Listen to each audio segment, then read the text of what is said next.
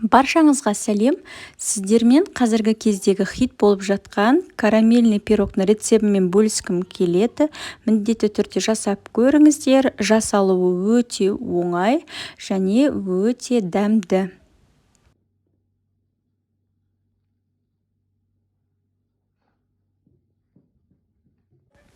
Ең алдымен ыдысымызға електен өткізілген ұнымызды саламыз және оған қамыр қопсытқышымызды салып араластырамыз.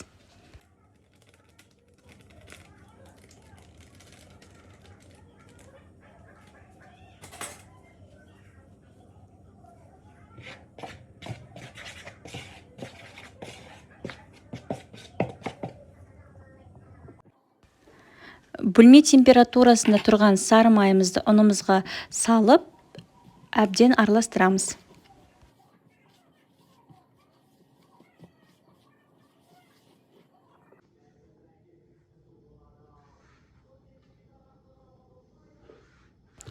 Ұнға майды араластырған соң, біздің қамырымыз осындай үгітілмелі түрде болады.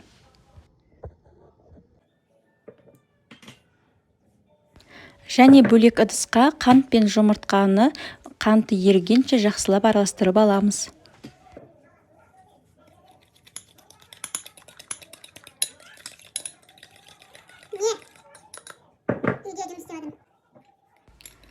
Және осы қоспамызды қамырымызға салып, жылдам қамыр илейміз.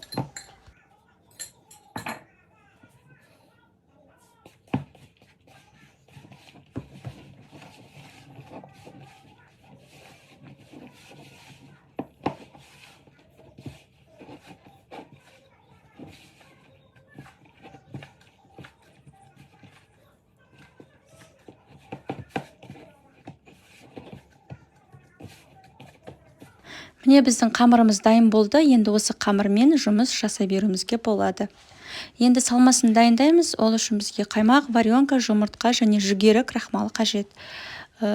Блендерімізге қаймақты өлшеп саламыз және варенканы салып, 2 жұмыртқаны жарып және 2 ас қасықтай жүгері крахмалын қосып, жақсылап қоймалжың біртекті массаға енгенше блендермен езіп аламыз.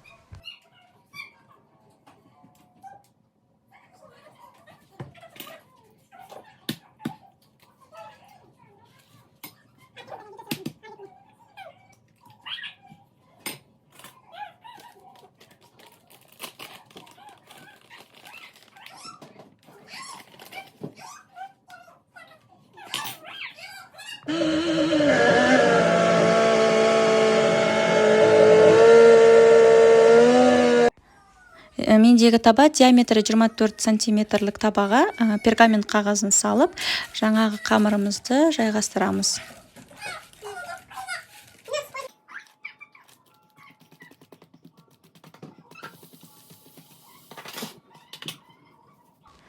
Енді жаңағы салмамызды салып, алдын ала қызып тұрған пеште 25-30 минутқа 200-250 градуста осылай пісіріп аламыз. Міне біздің карамельный пирогымыз дайын болды.